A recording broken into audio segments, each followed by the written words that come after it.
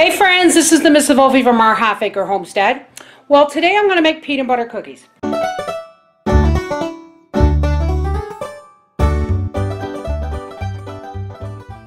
I debated whether to actually video the making of the peanut butter cookies because I assume that everybody else knows how to make peanut butter cookies.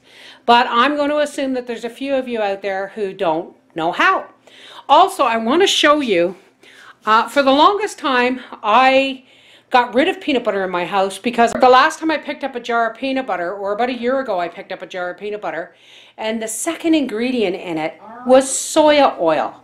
Now, the last time I looked when my kids were small, there was no soya oil in peanut butter. It was peanuts and sugar and all that stuff. So we all know that 90% of the soy in North America is genetically modified, thank you Monsanto. So I stopped buying peanut butter until I went to Costco and I found this. This is Kirkland all natural peanut butter. And the ingredients, folks, dry roasted peanuts may contain sesame. That's all peanut butter has to be. Let's make some peanut butter cookies.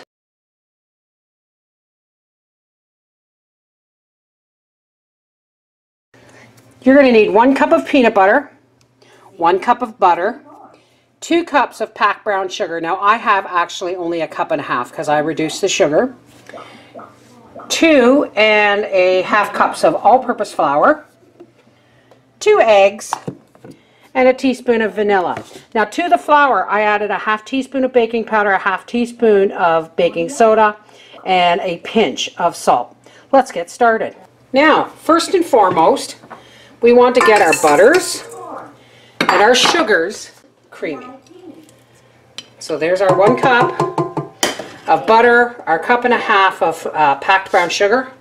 Now, the one thing about this peanut butter is it is runny because it's not packed full of flours and sugars and all that stuff. But I'm not kidding, folks. Even with reduced sugar, it makes an amazing peanut butter cookie.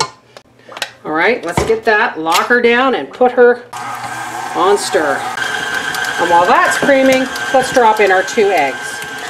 That'll help it whip up better, won't it? And our teaspoon of vanilla. All right, let's turn her down a little bit to stir and start slowly adding in our flour and other dry ingredients. Just a little bit at a time. There we go. Once it's partially mixed, we can turn it up and really give it a whip. And that is that. All right, folks. Now you're going to preheat your oven to 375 degrees, and you're going to take your chilled cookie dough and you're going to roll it into balls. And then we're going to just press it with a fork. And we're just going to continue to do that. Now you can make them as big or as small as you want, but remember, even though you've pressed them with a fork, they will spread a certain amount. All right, we'll be back when I have the cookie sheet full. All right, here we go. Our peanut butter cookies are going into a 375 degree oven for 10 to 12 minutes. Okay, let's take our peanut butter cookies out of the oven. Ooh, my. Aren't they pretty? I'm going to take these off the tray onto a wire rack and let them cool. And we'll be back later for a taste test from Papa. There's your peanut butter cookies. Yeah, they're good. These are made with that peanut butter that has no sugar, no nothing in them. It's made with peanut butter, butter, raw sugar, and it's much, much healthier than any. Very tasty. There you go. Thanks, baby. This is the Mrs. Wolfie from Our Half Acre Homestead saying, you know, peanut butter cookies can go back to being healthy. They taste delicious and they're good for you with healthy ingredients.